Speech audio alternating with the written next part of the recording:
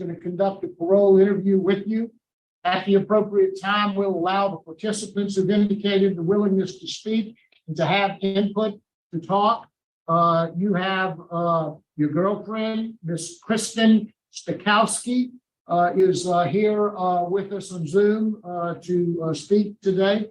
At the end, you'll be allowed to make a brief statement before the board votes. Do you understand our process? Yes, sir. This is the matter of Dustin L. Milton, DOC number 506752. Mr. Milton's date of birth is December the 22nd of 1982. He's classified as a fourth felony offender. He has a parole eligibility date of November the 27th of 2020, an adjusted good time date of July 31st of 2027, the full term date of May the 27th of 2028. He is currently serving a 10-year sentence on the charges of unauthorized use of motor vehicle, obstruction of justice, and theft after having been adjudicated a habitual offender. Is that information basically accurate, Mr. Milton? Yes, sir. Mr. Milton, your case has been assigned to Mr. Pete Freeman. He will be the one to begin our interview process. Please answer the questions he would have. Okay, Mr. Milton. First off, how old are you? I'm 39, be 40 the 22nd. Okay. What educational level do you have? I attained my high step by being incarcerated. Okay, good. You know, I'm looking at your record, your supervision record. I mean, it's terrible. I mean, you've been on supervision. You were first placed on in 3/06. A revocation was filed, but it was dismissed, and then you were placed on again, and your probation was revoked. Got out on good time. The good time was revoked, and you were placed on again for possession of Schedule 4. You absconded supervision, and that probation was also revoked. I mean, what's the problem? What's the common denominator that keeps getting you revoked? Been a drug, sir. Okay, and that's what I wanted to hear from you, because I mean, there's no doubt in looking at your record, you have a bad drug problem. All your arrests are for drugs. I would be willing to bet the instant offense reason you took that money and took the truck and all of that was you on drugs at that time also, correct? Yes, sir. Okay, have you gotten any treatment for your drugs? I have, since I've been locked up, I have took Living in Balance, phase 1 and phase 2. But prior to that, before going to Angola, they sent me to Richwood to the Blue Waters program, but I didn't get to finish it because they sent me to Angola. Since I've been in Allen, I've got phase 1 and phase 2 of Living in Balance. And I got also ACTS, Alcohol Chemical Treatment Series. I got the first 13 weeks of that. But being put in pre-release, I had to drop out of this one because it's on the same day, pre-release and I asked programs on classes on the same day, so I took pre-release and was putting this one off. But other than that, I have no other kind of rehab or nothing like that. Besides just Living in Balance. All right. How long have you served on this sentence? I have been down since May of this year coming up, give me right at 5 years being down. And how many children do you have? I got 2 kids. I got a 13-year-old son and I got a 22-year-old daughter with a grandbaby. Okay. You stay in contact with your children? Since being locked up, I've talked to my daughter. That's how I found out about the grandbaby. My son, my ex-wife actually took custody from me while I was locked up. So I have not been in contact with my son. Are you gonna try to reignite that relationship when you get out? When I get out, I'm gonna try my best to reignite that relationship and have some part of his life.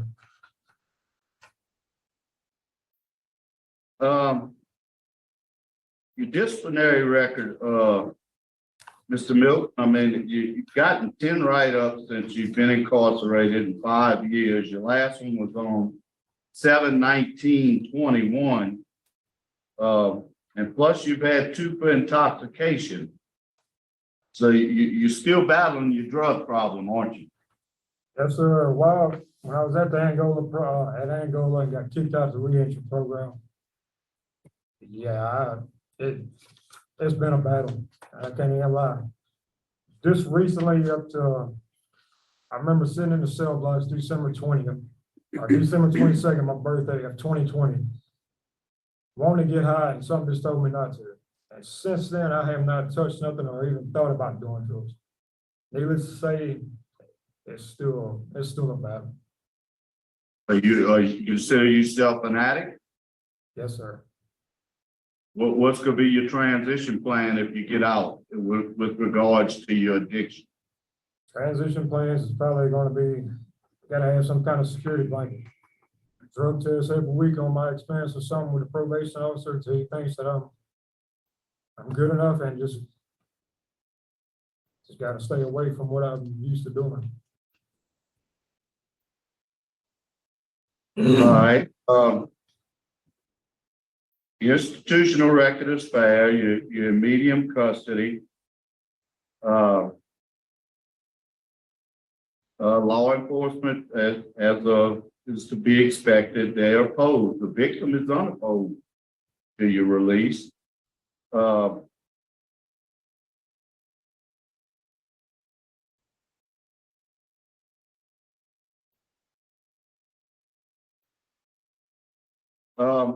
Warren, do you have any comments on Mr. Milton?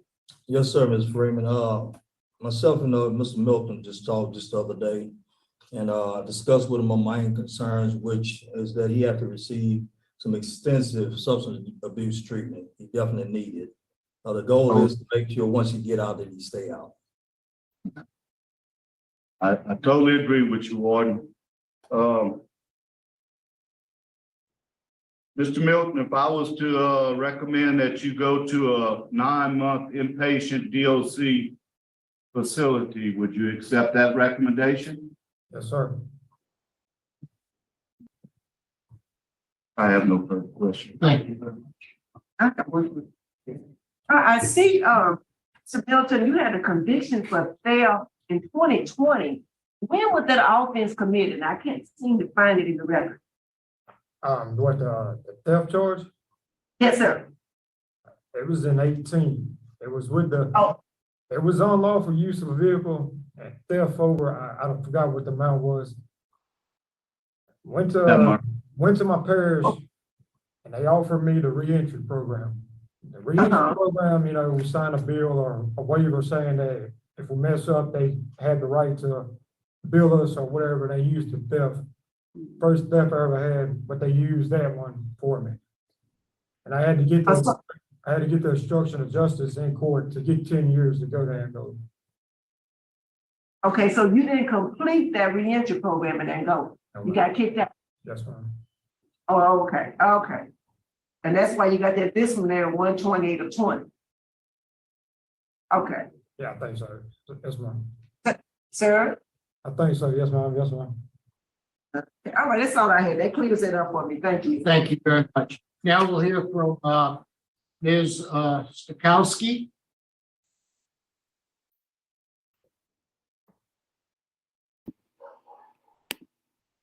Good morning. How are you? Bonnie, if you'll introduce yourself, please, and tell us what you'd like us to know. My name is Kristen Stokowski. I am the girlfriend of Dustin Milton. And I'd like to, as we were discussing right now, all this drug treatment options, I would just like to pledge my support for him in the forms of getting him wherever he needs to be, offering him a vehicle dependable enough to get him to work, to any meetings or groups or sessions he needs to go to. And also, if it turns out to go this way, offering him, you know, a place to live at my home. And with that, I would also offer to pay, you know, until he gets on his feet. I'd pay probably 6 months or so of any fees or fines that are assessed, just until he gets going, so that I could set him up for the best the best way to start not re-entering that we can be. I'm fully aware of his past. I'm fully aware of the crimes that he's done, and I'm not trying to make excuses or put those aside. But I just like to offer as much support as I can and whatever it takes. And if I can provide it, I will be here for him. Thank you very much, ma'am. We appreciate your comments. Fortunate to have you. Thank you. Mr. Milton, is there anything you'd like to say before the panel votes? Lord, I just want to apologize for wasting y'all's time, but I also want to thank you for taking y'all's time to see me today. I also would like to, I don't know if the victims watching would like to say I'm sorry. I understand their pain and their hurt of the crime I committed towards them, her and her family. And I just want to say I'm sorry to her. Thank you, Mr. Milton. We appreciate your comments. Mr. Freeman, the panel ready to vote? Sir. You know, Mr. Milton, I really want to tell you, I think you're on your last try. You know, you're a fourth felony offender. They gave you every shot. I mean, they gave you the reentry program, which is a great program, one of the best we have. The supervision record's been terrible. But it all leads back to one thing, drugs. I mean, drugs got you in trouble at Angola, drugs got you in trouble with all of your instant offenses. And until you master this drug problem, you know, I think we would continue to see you. And I don't want to see you no more. Because if I see you again, I'm probably going to be looking at you when I'm into my 80s, and I don't know if I'm going to make it that long. But anyway, I mean, this is going to be your last shot. I'm just telling you, from what I see, looking at your record and looking at everything, looking at all the chances they've given you, you got good support from, and I can't pronounce your name, ma'am, but I think you have real good support from her. Kristen is just fine. Kristen is fine. Okay. So my recommendation is going to be that we grant you conditional on you completing a long-term substance abuse program in DOC, hopefully at least 9-month program. Upon release, 1 drug test per week for the first 6 months, and also a curfew for the first 6 months with electronic monitoring from 9 p.m. to 6 a.m. Electronic monitoring to be provided by the probation office. Sir. 6. Thank you, Mr. Freeman. Ms. Wise? Dustin, I tell you, when I was looking at your record, I didn't think I was gonna be doing it. I really, really didn't. You really need to thank your girlfriend, because that's why I'm taking a chance on you, because she knows you better than I do. She sees something in you, and one of our colleagues are calling it a golden ticket. Today, you've been handed a golden ticket. What you did is up to you. You get to whatever treatment program, you sit on the front row, you pay attention, because you're gonna need all of that in order to get out and stay out. And the warden's comments also. So I concur with my colleague, my vote is the same for the same reason. Thank you, Ms. Wise. Mr. Milton, you have 2 votes to grant your parole conditionally upon your completing a long-term treatment program in DOC. Steve Hoyle is what I've got in mind. I hope that we will do everything we can do on this end to get you into that program. I hope you take it to heart because drug addiction is a lifelong thing. You're always going to be an addict. You're always going to have to be vigilant. You're not going to be able to let your guard down at all. As soon as you get the tools to be able to do that, you seem to have some excellent support with your girlfriend. So I hope that works out for you. So vote today is to grant conditionally upon your completing a long-term program, Steve Hoyle. Once you complete that, you must follow all of their recommendations for you, including whatever AA meetings they require that you do. In addition to that, you are to have 1 drug test per week for the first 6 months, a curfew for the first 6 months from 9 p.m. to 6 a.m., and electronic monitoring for the first 6 months. So that's the vote today. Good luck to you. Board members, thank you. Thank you. Warden, thank you very much, and we'll close out at Yeah. 11.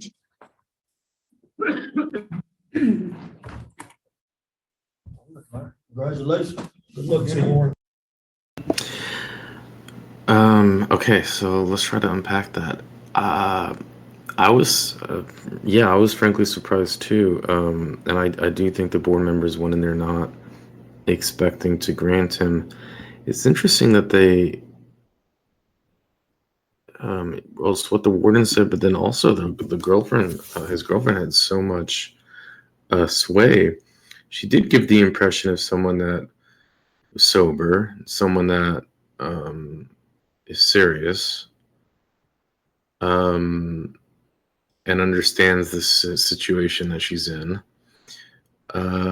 Saying that she'll help financially with 6 months so he can kind of get on his feet with regards to, I guess, now paying for the monitoring, all the fees.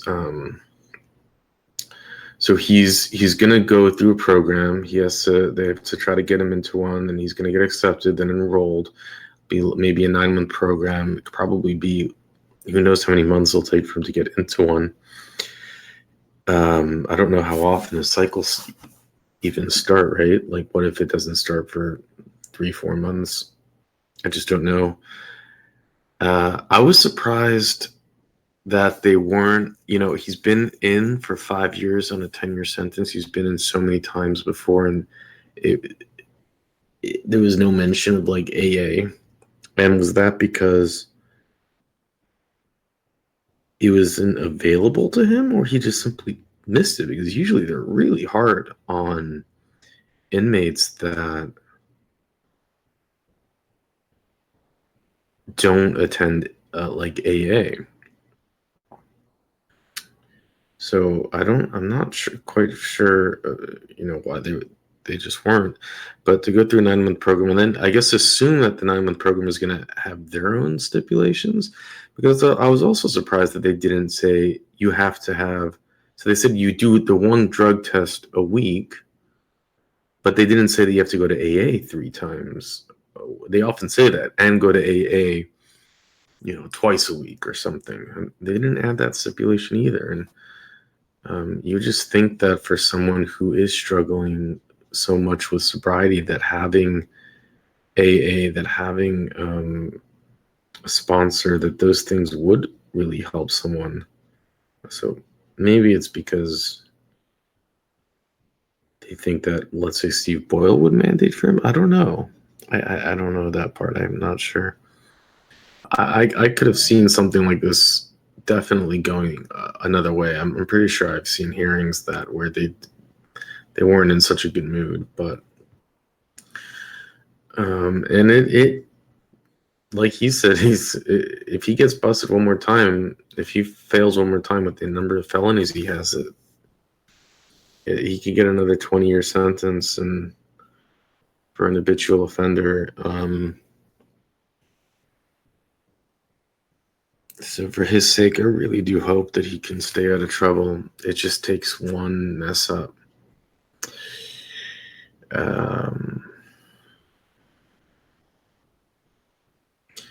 Really do hope.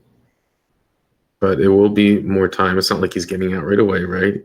It could be in a whole nother year. And if he takes his program seriously and views it as a golden ticket, because that's definitely what it is. It's a golden ticket. Sit in the front row, take it seriously, throw yourself at really like that, what he described. Maybe he's just tired of getting high. He's done. And I'm rooting for him.